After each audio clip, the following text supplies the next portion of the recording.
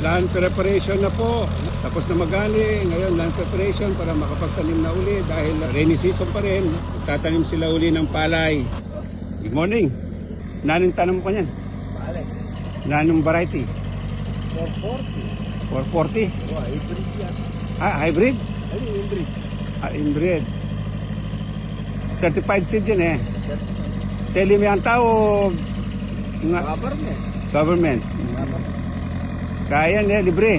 Libre. Pila niyang kabaniko ang. Yung may nikuha ko yan, 2.5 na dinanda ko, 2 medyo. Balang hektarya, 2 medya. Ay, yan, 2.5 yan, dinanda ko 2 medyo. Metong. Itong, Metong kaban. hektaryo. Metong hektarya na yan. Yung metong kaban, pila niyang kilo, 50. 40. 40 na yan. Ay ko, digdagan na eh. Pwede ko yung karang alwa. Pila yung digdag mo? Bali, isip yung bang 40 ka yan. Yan ang sapo, siguro. Siyam ang kaban para siyang 2.5 hectares na eh. Siya po si John, siya yung may-ari ng lupa. Kaya mo rin kanyan eh, salbag na eh. Direct seeding. Kote itong metong para kanyang kain, transplanting, itang lipat tali. Ne. Abira, metong hektarya pwede yung metong mga kaban.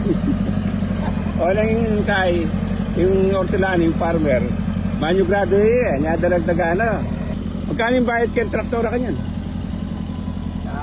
4.5. In Hektar. hektar, 4,500. Minsan niya mo, dalanan makanyan.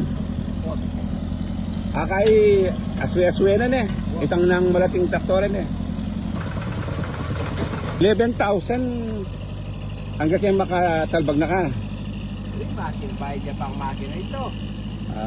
Kaya di kayang yung maragula traktora, bini, abono, 11,000. Hindi na, lahat pa yung abono, lahat pa yung bini. Traktor yan mo. Oh. Awa, kitang 2.5 hectares ko sa 4,500 o 9 at saka kapit na. So, 11,000 niya pin.